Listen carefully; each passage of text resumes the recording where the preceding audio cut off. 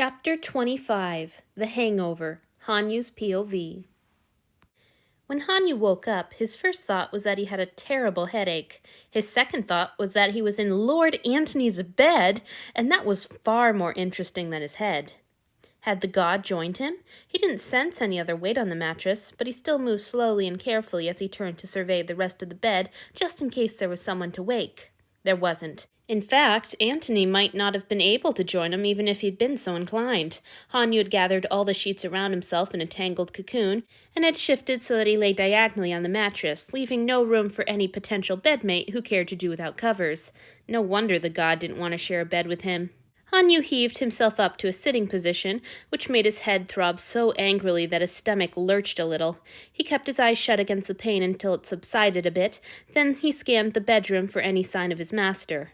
There were none. There was also no sign of yesterday's intrusion. The floor by the closet was clear, and the doors were tightly shut. It was as if the whole fiasco had never happened, except that Hanyu was snuggled in Antony's bed, and he had a fuzzy memory of being carried there. Damn, he wished he'd been more awake for that. He'd been close enough to learn the scent of Antony's hair, but he hadn't even thought of it. Well, he wasn't too late. Hanyu grabbed the pillow and was in the act of lifting it to his face when the god stepped through the door. "I see you're awake," Antony said dryly. Hanyu let the pillow fall to his lap and felt heat creep over his face. "Yes, my lord," he said timidly. "Thank you for letting me use your bed. Where did you sleep?" "I didn't." The god shrugged. "It's an indulgence, not a necessity. How did you sleep? Do you feel better?" "I slept well, my lord, thank you." Hanyu stared down at his hands where he'd clasped them over the pillow. He felt shy about meeting his master's eyes today. "I'm sorry my weakness kept you from drinking last night. Did you get enough?" "Don't trouble yourself about me," Antony said, waving a hand dismissively. "I assure you that I can look after myself. And I noticed that you very neatly dodged my second question. How are you feeling?" "I feel better than I did." Hanyu felt a little defensive, but the god was right. He'd been avoiding the question. "It's just that my head hurts." Antony growled a little and struck himself noisily on the forehead. "Of course it does, damn it. I should have thought, after all that crying, I should have given you water. Fuck, I'm sorry, Hanyu." "I could have gotten my own water," Hanyu argued, finally looking up and meeting Antony's eyes. His god looked irritated and a little mournful, and Hanyu wished he could get him to laugh again. "Anyhow, you told me yourself that it isn't your job to monitor me all the time and make sure I've eaten and slept and things." "Did I say it like that?" Antony's face fell, and it was the god's turn to look away. "Well, even if that's true, it is my job to monitor you when you're that upset. You can't think about things like water when you're having a collapse. I failed to care for you properly, and I'm sorry for that. Now stay there, I'll be right back."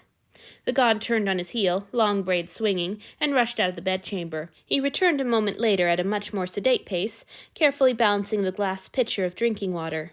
"Where's your cup?" he demanded, as he set the pitcher down on the flat top of his bookshelf. "I keep it in my washroom," Hanyu said. "Please, don't trouble yourself." The god was already gone. When he came back with Hanyu's little clay cup in his hand, he was scowling so ferociously that Hanyu wished he wasn't in the bed so he could make a proper bow. "Is that all the space you have?" he demanded. "The closet?" Hanyu blurted. "Well, yes, my lord." "That's ridiculous!" Lord Antony glared down at the cup as he filled it. "Your things barely fit in there. How do you have room to piss?" "It's a little cramped," Hanyu admitted, accepting the cup of water and draining it with a few quick gulps. Fuck, that water felt good going down his throat. He wished he had more. Antony seemed aware of that wish, because he extended a hand to reclaim the cup and began refilling it. "I hope you don't think I'm ungrateful," Hanyu rushed to say. "It's an honor to have a space in your quarters." "You barely do," the god grumbled, returning the refilled cup. "I can't believe I never looked in there before. Well, it won't do." Hanyu guzzled the water before responding. "There's nowhere else for me to be out of your way, my lord. It's fine." "It's not!" Antony scowled. "Going to get rid of that wash basin, and you can share my washroom. Then you'll have room for your things. Do you want more water?" Hanyu blinked up at him, astonished. Was the god joking? No, his face was serious, if a little impatient as he waited for an answer. But surely he couldn't really mean to share even more of his limited, intimate space with Hanyu. "Well," Antony prodded, "more water?" Yes," Hanyu stammered. "But are you sure?" "I don't drink it," the god assured him. "Have all you want."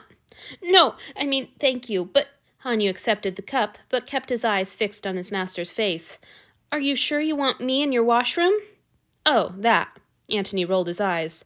I wouldn't offer it if I wasn't sure. In fact, I don't believe I did offer it. I told you what we were going to be doing. Well, yes. Hanyu laughed a little, more bewildered than amused. I suppose you did. Thank you, Antony. The god smiled his tiny, reluctant smile, and Hanyu felt warm all through. He quickly drained his cup. Of course. Antony waved his hand dismissively. More water? No, I think that was enough. Thank you. Hanyu smiled at him. Good. Do you feel like eating? You slept through 2 meal deliveries, but I saved them both. They'll be cold, but I suppose we can call that the final part of your punishment. Hanyu's laugh was heartier this time. Is that always your preferred method of punishment, my lord? Cold food? No, that's new, Antony grumbled, and frankly, my preferred punishment is not to, so I'd rather we considered the cold food one of life's small misfortunes than anything I'm inflicting on you. If you feel like eating, of course. Do you feel like eating? Yes, please, Hanyu said. When the god turned again, he called out to him, Wait, I can get up, my lord. You don't have to trouble yourself. It's no trouble, Antony insisted. But I don't want to get crumbs on your bed, Hanyu pleaded. Please, Antony, I promise I'm able to get up. It just feels like a hangover, nothing too terrible. If my memory serves, hangovers can be rather terrible, the god said. Nevertheless, he returned to the bedside and watched as Hanyu floundered out of the knot of sheets he'd made around himself. He extended a hand once Hanyu was loose and helped him to his feet, which was nice because Hanyu's still-aching head spun and he might have had to sit down again without his master's support. Antony kept his hand tucked under Hanyu's elbow all the way to the sitting room. Hanyu felt warm all through his body at his god's solicitousness, even though he didn't really need the help. Once he was seated in front of the 2 trays, Antony strode over to his cupboard and returned with a little bottle, from which he shook a few drops into a cup of water. What's that? Hanyu asked, popping an orange slice into his mouth. It's a concoction of Julia's. It'll help with your headache. Antony set the cup in front of him. Do you think the food will be edible, or should we go ask for more? There would probably be a few attendants still in the kitchens. This will be fine, Hanyu assured him. The food might have been cold, but now that he'd had a bite, he found himself ravenous. He couldn't wait to eat the yams, the bread, the cheese, the bright handful of oranges and limes. There was even a thin slice of meat on one of the plates that did not appear to be fish, which he'd already realized was a rare treat on the ship. The god watched him eat with avid attention, and Hanyu was feeling a little self-conscious by the time he pushed the trays away, sated. Thank you, he said, smiling at Antony. His master scowled. I didn't make it, Antony grumbled. No, but you kept it for me. You kept me. What can I do for you, Antony? Do you need to drink from me again? I know you didn't get much before. You swooned as soon as I took a sip, his god said incredulously. Of course I'm not drinking from you today. Then there must be something else I can do for you. Hanyu felt desperation clawing at his belly and throat. You can supervise while I move your things into the washroom, Antony said. Come on. No, this was all wrong. Misery squeezed Hanyu's insides and his head pounded as he trailed the god back into the bedroom. His unhappiness intensified when Antony turned to the tangled mess of bedsheets he'd left and began straightening them. Oh, please let me take care of that, my lord, Hanyu begged. He rushed to the other side of the bed, but the god was already tucking down the last corner. Damn, he was so fast. You can sit here or on the chair, Antony said, oblivious to his distress, but I want you to be able to see where I put everything so you can find it later. Please don't trouble yourself, Hanyu whispered. God was already gone. This was all so wrong. Today more than ever, he needed to be good. He needed to be obedient and pleasing and useful, so that his master would know that he was grateful for the mercy he'd received. He couldn't let Antony think that he was taking his kindness for granted. He had to do anything he could to prevent the god from regretting his decision to keep him. How was he supposed to do any of that when Antony was insisting on rushing around, acting as if he was Hanyu's attendant? Bustled back in with Hanyu's box of makeup and jewelry tucked under one arm and his chamber pot in the other hand, held at arm's length. At another moment, Hanyu might have laughed to see a god so squeamish, but as it was, he felt miserable tears spring to his eyes. Please, my lord, allow me to take care of that, he implored, stumbling blindly to his feet. You shouldn't have to— I don't have to, Antony interrupted. I'm putting this in the corner, all right? Hanyu dropped back onto the bed. He wanted to watch where his master put his things. It was the only reason he was being allowed this proximity to the god. But the helpless tears were coming too fast for him to see anything. It was the simplest instruction in the world, sit and watch, and he couldn't even manage that. Why on earth was Lord Antony wasting his time with him? Hanyu, what's wrong?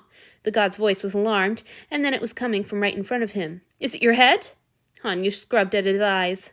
No, I'm sorry, my lord. It's not that. Please forgive me. I know you don't like my crying. Never mind that, Antony said impatiently. What's wrong? Should I fetch Julia? No! Fuck, Hanyu was dangerously close to snapping. He pulled in a deep breath and did his best to soften the frustration in his voice. I feel useless, and it's upsetting me. Oh. Lord Antony sounded baffled. After another swipe at his eyes, Hanyu was able to look up and see the god regarding him with a strange look on his face. A moment more, and he let out a gusty sigh. It was not my intention to make you feel useless, he said, a little stiffly. I was simply trying to compensate you for the mistakes I made yesterday. The mistakes you made? Hanyu goggled up at the god, who was glaring at the ceiling rather than at him. Yes, Antony told the ceiling. I was angry when I found you looking at my things, and I snapped at you. You barely snapped, Hanyu argued. Maybe one sentence when you first came in. One sentence too many. I scared you halfway to an early grave. Anyone would have been angry. I would have shouted if it had been me. That's different. Antony scowled harder at the ceiling. You don't own anybody. I am responsible for you. That was a new thought. The priests always spoke about the offerings belonging to the gods as being such an incredible honor that simply in exchange for their ownership, the offerings owed them perfect obedience. There had never been any sense that there would be anything the gods might owe them. He would have called the idea blasphemous if anyone else had dared to suggest it. And after snapping at you, Antony continued, I came out and told you I was angry. It was completely irresponsible. That's not... Hanyu cast his mind back, a little reluctantly. He couldn't remember exactly what had been said. Had he even really heard it through his blind panic? But on a few points he was clear. You said we needed to talk, but you were calm. You weren't being threatening. You clearly felt threatened, the god countered. You had a meltdown that even scared me. Hanyu felt a jolt of surprise at that, which was quickly subsumed under shame. He really was a terrible offering, and a little tinge of pleasure. Antony had been scared for him. That wasn't your fault, he said. You were being calm and fair. I was only afraid because I'd been caught doing something I knew was wrong. And because you thought I was going to punish you, so you clearly did feel threatened. Yes, I thought you would send me away. Not as a punishment exactly, but because I proved myself untrustworthy and no longer deserving of the honor of sharing your quarters. It would have been a consequence, and a fair one, not a punishment. That's not the point. Antony flicked his eyes to Hanyu's, then returned them to the ceiling. The point is that you were upset, and I didn't pay enough attention to see that you needed to be reassured, not scolded. I was upset because I was caught doing something that should have got half my hide flogged off. Anyhow, you did reassure me, Hanyu argued. You held me and promised to keep me. It was more kindness than I deserved, more than I still deserve, which is why I want to be useful today. I need to repay your mercy, my lord. I need a chance to prove that you weren't wrong to keep me. And I would like to prove that you weren't wrong to want to be kept. I scared you, then drank from you when you were too weak and upset to bear it. I am not feeling like a master that one would want to remain with today. Once again, Hanyu was struck silent. Had he not made it clear enough that he enjoyed and appreciated his position here? Had he seemed ungrateful? Didn't Antony know that belonging to him was the best thing that had ever happened in Hanyu's life? Antony, he said, you have been so kind to me and forgiving of all my flaws. I never could have expected such gentleness from any god, let alone their lord. You didn't do anything wrong yesterday, but even if you had, it wouldn't be enough to make me want to leave. Finally, the god's gaze found his and stayed. Hanyu smiled at him. Antony's eyes narrowed, and Hanyu had to concentrate to keep from squirming under his close scrutiny, but after a moment the god relaxed a little and rewarded him with one of his own cautious little smiles. Hanyu's heart thudded with almost painful joy. All right, his master said. Well, that's kind of you to say. In exchange, I'll tell you how you can be useful to me tonight. Oh, yes! Would Hanyu never learn? Even after all this time, he couldn't help hoping that the god was about to ask him for sexual service. I'd like you to get dressed up and let me fix your hair so I can finish that damn cursed painting, he said instead. You're staying in? That was almost as good, even if it meant more holding still. Isn't it night now? If anyone needs me, they know where to find me, Antony replied. Now come on, maybe I'll capture you better this time. Antony's POV. Antony was never going to capture a good likeness of this damn boy. How could you paint someone whose mouth never stopped moving? And the high priest wanted to know who had left, and he had just threatened to sell me away from the temple the week before, so I knew that would be it for me. I just about shook right out of my skin, but before I could step forward, a sow said it was him, and he had to kneel in the meditation room for a whole day and night as punishment. His knees were so sore by the end, but he told me to stop crying and thanking him because he likes meditating, so it hadn't been so bad. He's funny like that. He likes being praised for his skills or his beauty, but not for anything he does. Do you know anyone like that? Is the high priest as awful as he seems? The boy paused to suck in a long, overdue breath, and Antony sighed. As for your first question, yes, I suppose I do. Miss Alina is my best archer, and she wants to be told that she's the best on a regular basis, but she doesn't like to be praised for anything else, and Felix hates to be praised for anything at all. I'd have to think about the others. Speaking of thinking, what was the second question? I wondered what the high priest is really like. Right. Antony shook his head at the boy. But really, you know better than I do. The current one has only held his post for 2 or 3 of my visits. But you spend hours with him each time, Hanyu argued. I never even saw him up close until the offering ceremony. But you just said he threatened to sell you. That was based on the reports he'd gotten from Father Shu, and he announced it during one of his inspections, so it wasn't as if I was summoned to meet with him privately. He threatened to banish you in front of everyone? Antony stared at the boy, forgetting his painting. At Hanyu's nod, he snorted, feeling indignation curling in his belly. Well, there's your answer. What he's really like is an asshole. Hanyu's burst of surprised laughter gratified him and soothed his irritation a little. Still, what a pompous prick. But you had conversations. Hanyu wasn't giving up, even though he looked slightly scandalized at Antony's word choice. They were formalities. Antony almost waved his hand dismissively, forgetting the delicate brush he still held. Right, painting. He was supposed to be painting. Anyhow, of course he wasn't an asshole to me. You got a more accurate view of him than I did. Hanyu seemed unconvinced. You've mentioned a Father Shu quite a bit, Antony said after a moment. He sounds nice enough. Do you think he would make a good high priest? Hanyu's shocked gaping was cut short by a knock on the door. Hold still, Antony instructed as he got up. Wait, Antony, Hanyu sputtered from behind him. Julia was standing on the other side of the door. Her hair was a mess and she looked irritated. You're needed on deck, she said. There's been a dispute and it turned violent. Marcus? Antony felt his senses sharpen and chills shiver through the underside of his skin. What? No. Julia squinted at him. It's Miss Alina and Thaddeus. I don't know what they were squabbling over, but Marcus has them ready for you. One moment. Antony turned back and set the brush, which he realized only now he was still holding, back on his easel. Clean my brushes for me, all right, Hanyu? And feel free to go to sleep. I might be a while. Yes, my lord. In Julia's presence, Hanyu was the image of propriety, bending his head in meek assent. Julia was quiet as they made their way to the upper deck, and Antony was grateful for it. He was finding it more difficult than usual to assume his royal mentality. After all the mistakes he had made with Hanyu yesterday, he didn't feel like passing judgment or punishing anyone. He just wanted to beg all his vampires to behave. Can't you just be nice to each other? Think of how much better you would all feel if you were just nice to each other. Come on now, say you're sorry and give each other a hug, the way his mother used to do when he and his siblings had squabbled. Somehow he doubted the method would work quite as well as it had then.